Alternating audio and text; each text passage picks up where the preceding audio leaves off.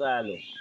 আজকে হচ্ছে গিয়ে আপনার শুক্রবারে সকাল 8টার সময় বাসা থেকে বেরোয় পড়ছি। এই ব্রিজটা আমার 44তম ব্রিজ। এই ব্রিজটা আমি বানাবো।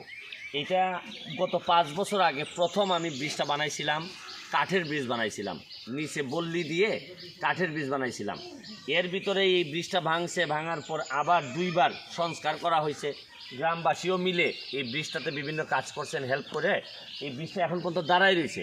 কিন্তু সমস্যা হচ্ছে কি, এই ব্রিজে কোনো গাড়ি ঘোড়া যাচ্ছে না, কোনো বড় কোনো প্রতিবারই এইভাবে ব্রিজ করা লাগে। এই জন্য আমি সিদ্ধান্ত নিয়েছি, আমার 44তম ব্রিজ, 43তম ব্রিজের কাজ চলতেছে। 44তম ব্রিজটা আমি আগামীকালকে থেকে কাজটা শুরু করব। এখানে আপনারা দেখেন যে এত মানুষের জায়গা, এখানে বহু মানুষ প্রতিদিন আসা যাওয়া করেন, হাজার হাজার মানুষ এখানে আসা যাওয়া করেন, কিন্তু এতদিন ধরেও আমরা একটা ব্রিজ এখানে করতে পারি নাই। একটা উপজেলায় আমি দেখাইতে চাই যে কী পরিমাণ কাজ আছে, ছোটো ছোটো কাজ আছে, যে কাজগুলা করলে কত মানুষের শান্তি হয়। আমরা তো বড় বড় কাজগুলোর সাথে সাথে ছোটো কাজগুলো যদি আমরা না করতে পারি, তাহলে কিন্তু মানুষের কষ্ট থেকেই যায়। আপনারা এখানে আমি আপনাদেরকে একটা কিছু মানুষের কথাবার্তা আমি নিচ্ছি। আমি আপনাদের জিজ্ঞাই যে এই ব্রিজটার কারণে কি পরিমাণ কষ্ট হইতো আপনার? হ্যাঁ, অনেক কষ্ট, যা মুখে বলার মতো না। সে কতদিন ধরে আপনারা তো, আমি 5 বছর ধরে এই ব্রিজ আমরা মিলে বানাইতেছি, কিন্তু মনে করেন এই ব্রিজটা হইলে শান্তি হইব কোন জায়গায়? একবারে পারপুর বাগান পর্যন্ত শান্তি হইব, বাগান পর্যন্ত। আমরা এই এলাকাতেই পারপুর বাগান পর্যন্ত যাওয়ান যাইব হইতেছে। আর এইদিকে গরম সরি, ওইদিকে যাওয়া যাইব চা বাগান, তারপর গরম সরি নাসিনাবাদ সহ যারা আছে সম্পূর্ণ এইদিকে চলাচল করে, সম্পূর্ণ এইদিকে।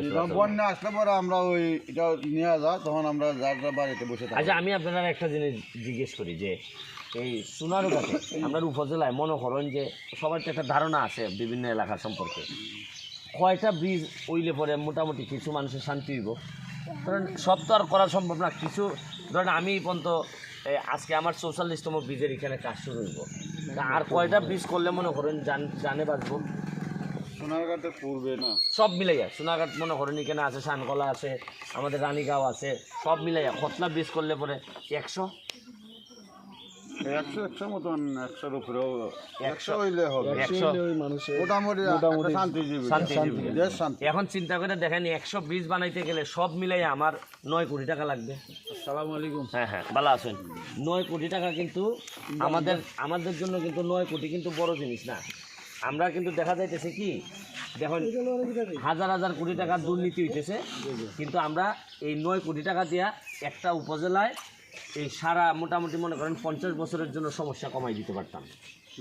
আমি যখন চিন্তা করে দেখছি যে একটা ব্রিজে প্রায় 20-50 বছর মানুষের যাইতেছে, মানুষের কষ্ট কমে যাইতেছে, আর টাকা লাগতেছে মাত্র 4 লাখ, 5 লাখ, 6 লাখ, 7 লাখ, 8 লাখ, 9 লাখের ভিতরে ব্রিজ হয়ে যেতেছে। এইটার জন্য আমি সিদ্ধান্ত নিছি যে জীবনে কতদিন বাঁচি তা তো জানি না, কিন্তু এর আগে যেহেতু আল্লাহ আমার ব্যারিস্টার বানাইছে, কিছু ইনকামের ব্যবস্থা করছে, এবং বাইরের এলাকার মানুষের কাছ থেকে ইনকাম করি, নিজের এলাকার মানুষের কাছে খরচ করি। এটার মধ্যে একটা নেশা হয়ে গেছে আমার।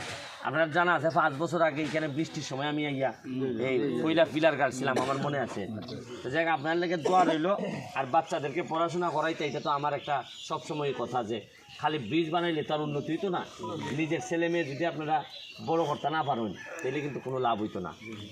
ঠিক আছে, থ্যাংক ইউ, ভালো থাকবেন। আর এই যে বাচ্চাদেরকে দেখাইতেছি, তোমরা যাইবাই নি ব্রিজের উপরে দিয়া? হ্যাঁ, ভালো হইব নি? আর স্কুলে যাওনি তোমরা? স্কুলে যাইও, কিন্তু পড়ালেখা কিন্তু কোনো বন্ধ করান যাইতো না। পড়ালেখা বন্ধ করলে অসুবিধা হইব। ঠিক আছে, ঠিক আছে, থ্যাংক ইউ। আজকের মতো বিদায় নিচ্ছি। আমাদের আজকে আরও অনেক প্রোগ্রাম আছে, কিন্তু আমার কথা হইলো যে যেভাবে পারেন ঢাকা থেকে উইকেন্ডে বাড়ি আসেন, কাজ করেন, দেখবেন এটার একটা অন্যরকম মজা আছে। ভালো থাকবেন, থ্যাংক ইউ। না।